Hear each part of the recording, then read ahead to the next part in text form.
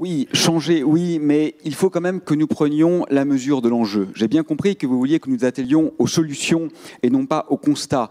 Mais la révolution qui est nécessaire ne peut être comprise qu'au regard précis du constat. Donnez-moi 30 secondes. 2 informations très récentes qui sont passées sous le radar médiatique, qui sont peut-être les plus importantes de ce siècle. Nous venons d'apprendre que dans la branche du vivant, qui comportait et de loin le plus d'individus et de loin le plus d'espèces, la biomasse a chuté de 67% en une décennie. C'est une catastrophe planétaire. C'est surtout les insectes? C'est surtout la part des insectes? C'est beaucoup plus que les insectes, c'est tous les arthropodes, c'est énorme.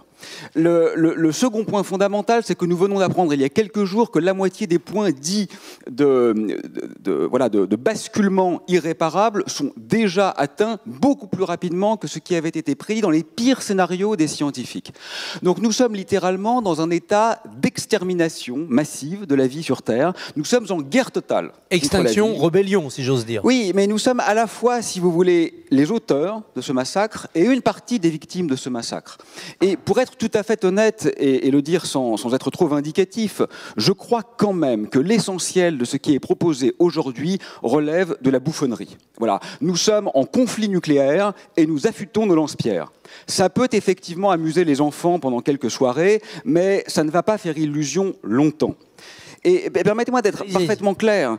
Si vous voulez, je crois qu'il faut absolument, c'est le plus urgent au niveau de l'action concrète, comme vous le voulez, que nous sortions de l'état d'hébétude, pour ne pas dire d'aliénation, qui est actuellement le nôtre. Si vous voulez, le verrouillage systémique a fait en sorte qu'aujourd'hui, les gens qui préfèrent leur enfant à leur argent passent pour des radicalisés. Les gens qui préfèrent sauver la vie plutôt qu'un point de croissance passent pour des doudingues.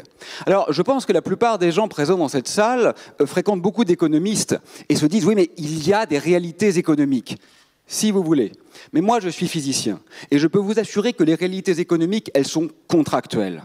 Les réalités biologiques, c'est-à-dire les gens qui meurent, les réalités physiques, c'est-à-dire le crash du système planétaire qui est actuellement en train d'avoir lieu, ça, ce sont des réalités non contractuelles. Elles se rappellent à nous et il va être temps d'être un peu sérieux. Alors, est-ce que la radicalité de changement que vous appelez de vos voeux est compatible avec le processus démocratique où on va prendre du temps pour convaincre un jour 51% des gens qui décideront que oui, il faut faire ce changement? Et est-ce que c'est compatible avec un état de la planète où si 10% sont très vertueux, ça ne change rien puisque les 90% ricaneront. Et... Alors, si les 10% vertueux sont les 10% les plus riches, ça changera tout. Donc tout dépend effectivement à qui on s'adresse. Parce qu'actuellement, évidemment, c'est un petit nombre qui est quand même à l'origine de l'essentiel du désastre. Écoutez, je ne sais pas avec quoi c'est compatible, mais à une table ronde précédente, un directeur d'une grande entreprise expliquait qu'il fallait absolument que tout le monde comprenne que le système économique servait tout le monde. Je ne suis pas d'accord avec ça. Je pense qu'il sert très mal l'ensemble des gens et que par conséquent, une révolution serait pour le meilleur et elle est parfaitement attendue démocratiquement.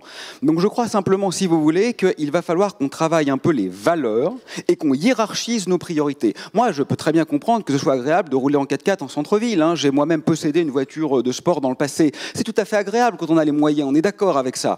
Mais il va falloir qu'on choisisse parce que la nature nous rappelle que tout n'est pas compatible avec tout.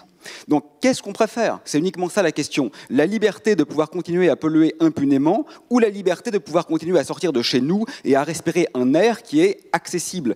Dernier mot sur le constat. La pollution tue 800 000 personnes par an en Europe. Non mais vous vous rendez compte?